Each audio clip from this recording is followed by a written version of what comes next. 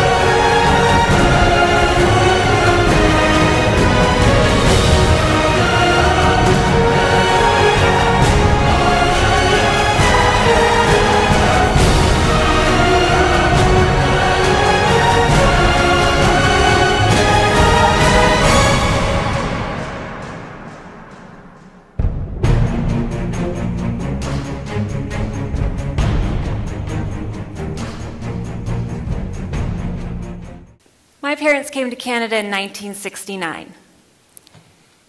My dad followed my mom here. She sent him a letter, said, if you want to marry me, move to Canada. So he did. They got married 2 weeks later. They went to work looking for work. Their intention was to make ends meet. So my mom got a job as a secretary at a branch at the Bank of Montreal. My father got a job in the basement of Sick Kids Hospital. He didn't speak any English, and the doctors and nurses would come and order stock from him by name in English.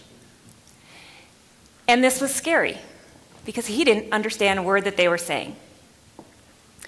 So my dad, being the clever gentleman that he is, decided to come up with a numbering system. And he numbered every supply in that stockroom, and he created an order form. And the doctors and nurses would bring him the order form, and he would look at the number, and he would get them what they needed.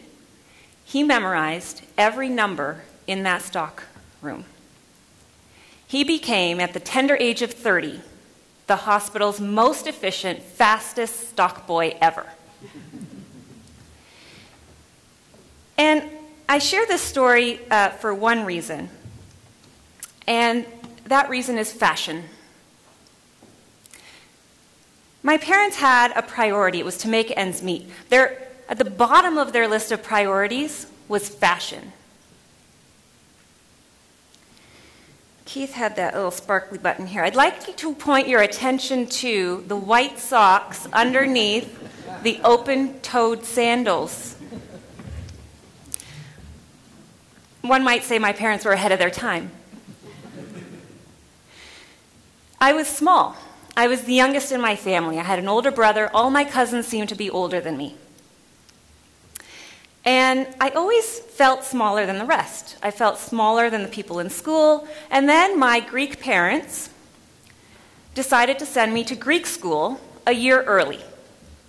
So now I was also the smallest in my class, and I felt like everybody else knew something that I didn't. And like I said, my parents weren't interested in fashion, so I was frumpy. In fact, when I was small, my favorite outfit was a red long-sleeve t-shirt with pink stirrup pants.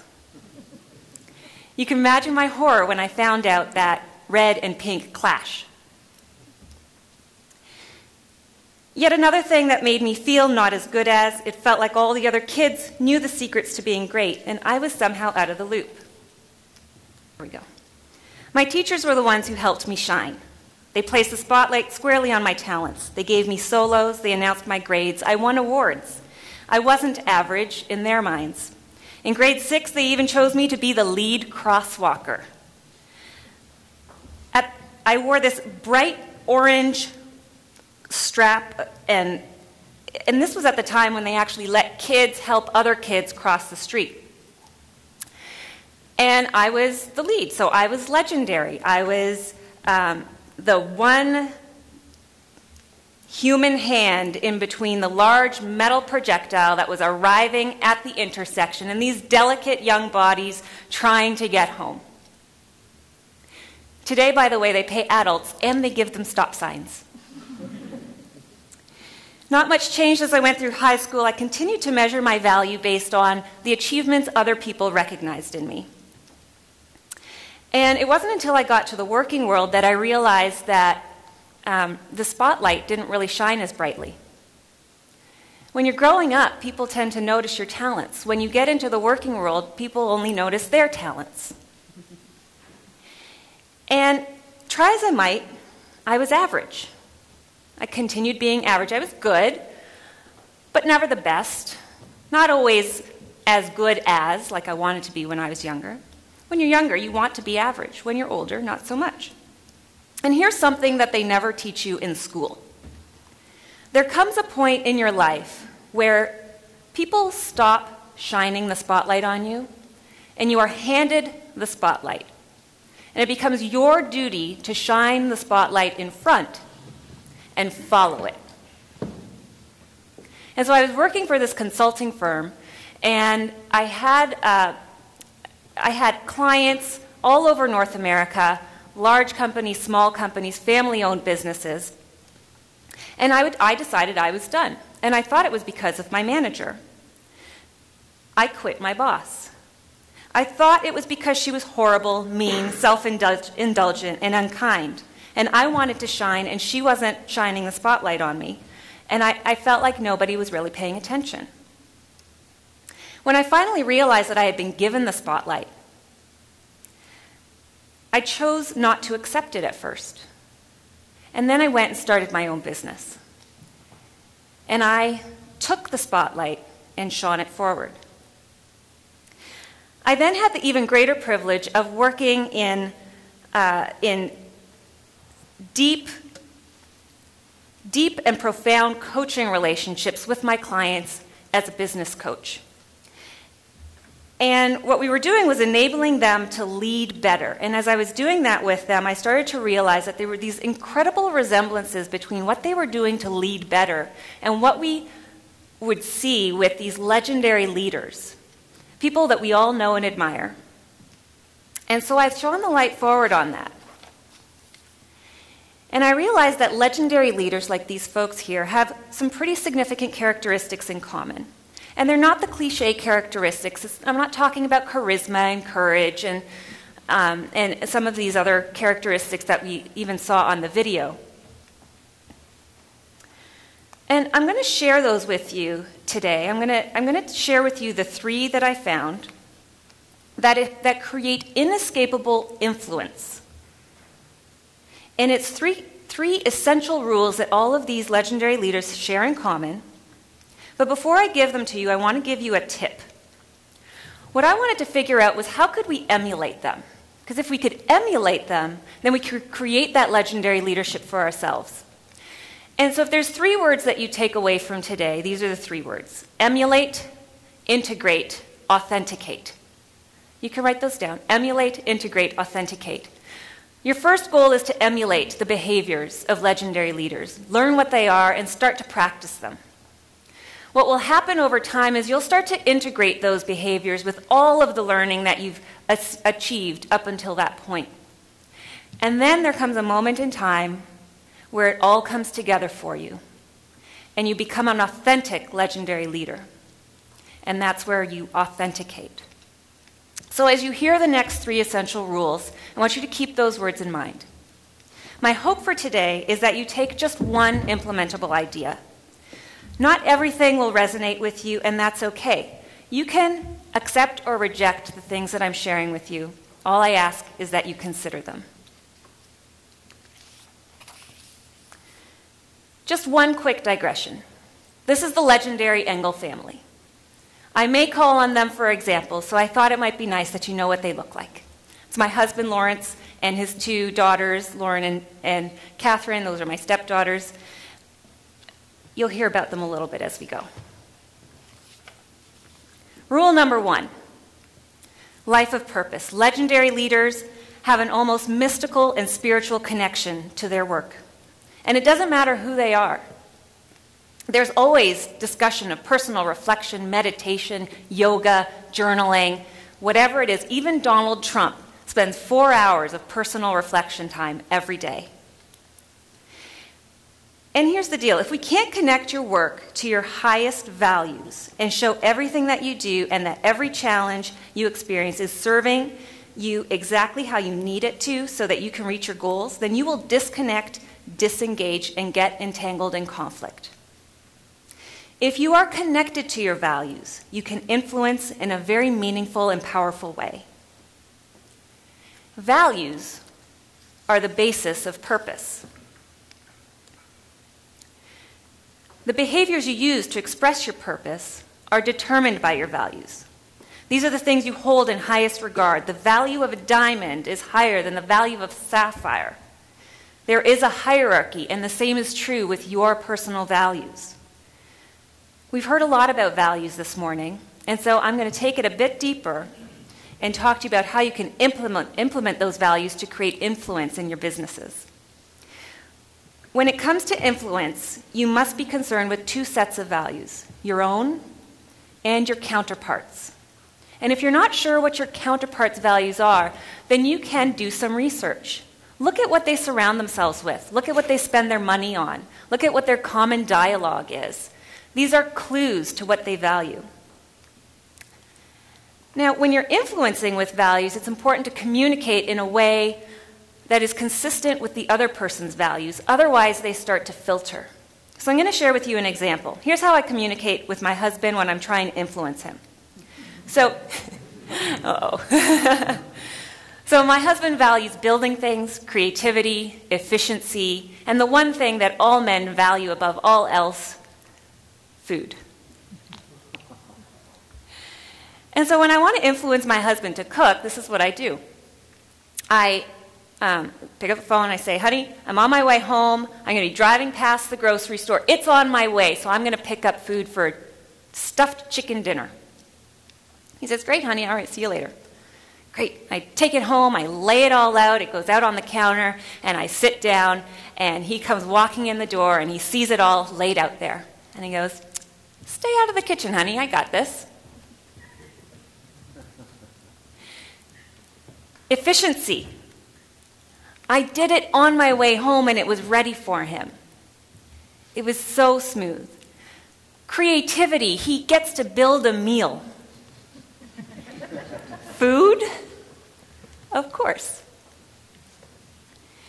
When you are disconnected from your values, you feel overwhelmed, chaos, and often you feel lost. When you disconnect from other people's values, you create distance. This is where I started with one family business. It was a family business with 2 families in it. And I was called in to do some strategy work with this business based in southwestern Ontario. And the CEO noticed that there was an alignment issue between the 2 founders and the management team. And on the management team, one of the founders had one of his children. There were no other children in the business. And these founders had been business partners for decades. They made decisions by unanimous agreement. They were opportunistic. And the management team, which included this one first-generation family member, was confused, unclear, and unmotivated. They did not have a vision, so we talk about communication. The founders thought they had communicated. The management team was left unknowing. And they wanted a clear plan with clear markets and clear strategies. So when I came in to do the interviews, the CEO warned me about the 2 founders. He said, John would talk my ear off, and John was more reserved, so I could expect maybe 15 minutes from him. Let me tell you the power of values. Dawn and I spoke for an hour and a half. Everyone thought I was here to help them clarify vision, mission, and strategy. The one outcome of those interviews that nobody was expecting was to understand the company's foundational values, a guidepost for decision making, an inspiring tale of two community leaders who had been making decisions together for decades based on a few simple values: opportunistic growth, family, and community. The management team was transformed. They have since constructed numerous new projects and have increased their profitability dramatically based on the alignment of everyone to the founder's values. That's the power of influence through values. Essential rule number 2. Your biggest problems aren't academic, they are energetic. What this means is that the biggest issues you face, conflict and chaos, you will not learn how to solve from a textbook, from a workshop, from hearing somebody speak. These issues are energetic. And I split it into 2 categories. There's interpersonal resistance, which leads to conflict, and there's internal resistance, which leads to chaos.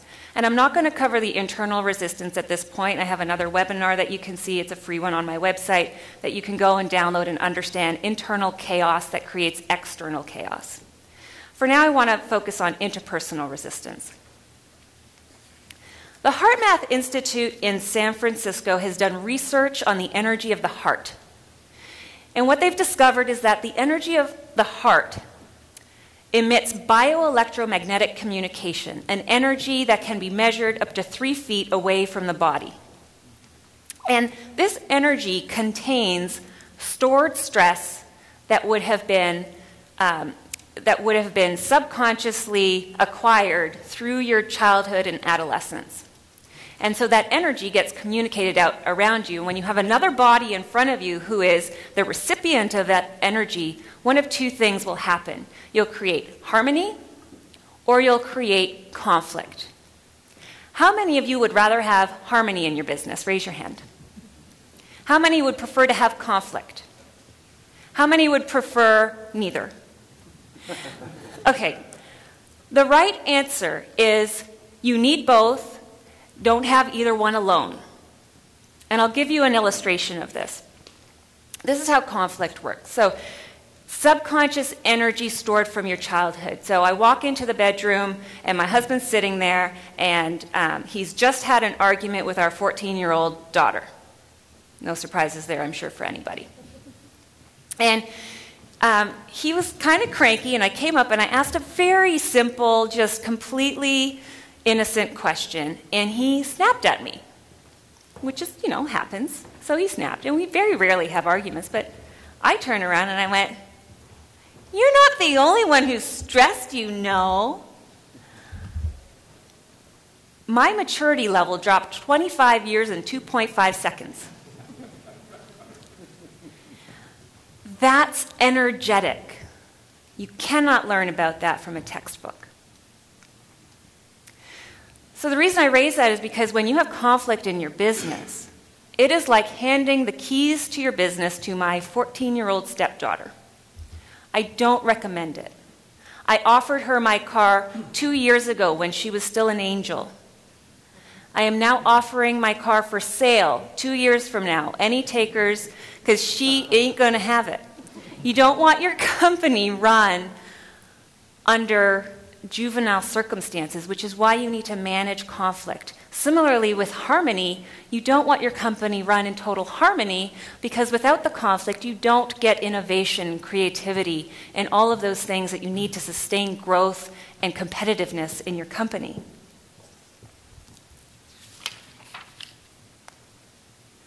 Management of others is self-management. It is your responsibility to know the energy that you portray in the business. When you are feeling triggered by another person, remember that it is your internal energy creating the challenge. You have 2 choices. You can change the situation, or you can change your perception.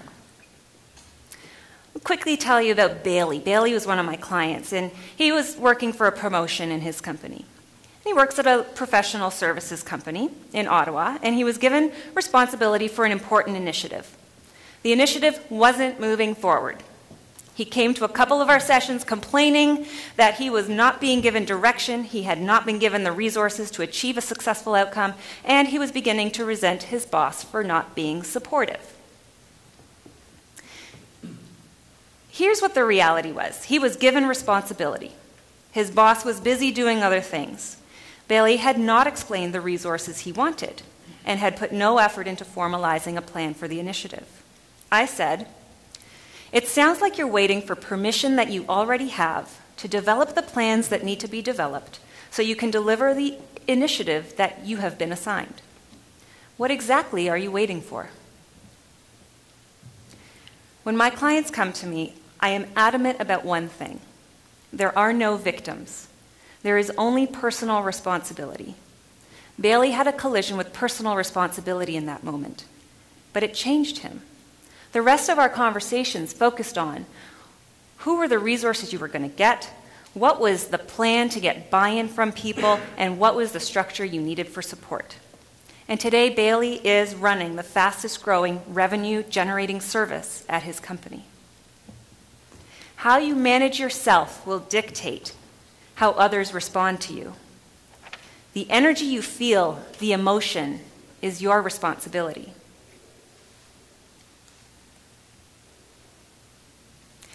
How many of you have ever worked for or with a manager you could not wait to get away from? Raise your hand. Just a few. All right. Well, here's some news for you. People can change. As it turns out, legendary leaders have undeniable conviction that people can change. Think about Steve Jobs. Steve Jobs came out saying, people are going to have 1,000 songs in their pocket. He was up against business legends, the music industry. Everybody said, not a chance. Artists want their songs to be sold on albums. You can't sell one at a time. There's no chance. We can't let you come in and distract our profits that way. It is not going to happen.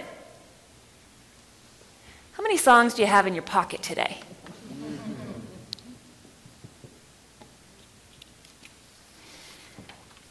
The notion that people can't change is one of the biggest fallacies in business. So let's look again at that family business that I helped out a couple years ago. Founder number one was what some might call a stubborn older gentleman. He believed adamantly that there was one strategy the company was pursuing that was unprofitable, and it needed to be shut down, and he was expressive about it. This was a sensitive topic only because the business was led by the other founder's son, the only offspring of either family to actually be in the business. And they both had large families. Until I started working with this client, the decision-making method was always unanimous agreement. And now they had a board with the two founders, two first-generation offspring, and two board members who were external to the company. And there was a collision there because unanimous agreement wasn't working for them anymore. So I introduced the concept of consensus. I said you could make a decision that everybody can commit to and buy into, even if somebody still likes their own opinion better. And this was a novel idea for them.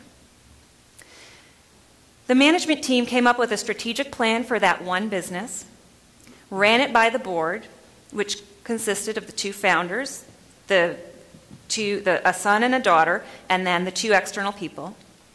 And they decided to give consensus a go. The business is still in operation. It is still growing.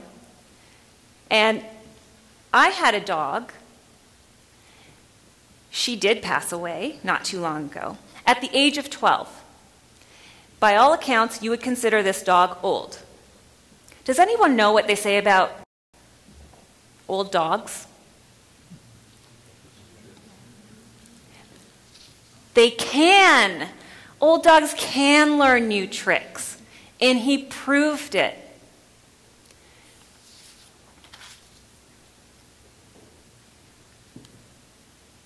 Raise your hand if you'd like to influence others more powerfully. Some of you, many of you, good. This talk was not about changing the people who irritate you. Sadly, if I could do that, I would be on the beach right now with a mojito in my hand reading a book. This was about how you can use your influence, your values, your energy, your conviction to influence how others behave around you. We've covered 3 essential rules: life of purpose. Your biggest problems aren't academic, they are energetic. And people can change. So thank you all very much. I'm so glad to have been here. And that's about it for me.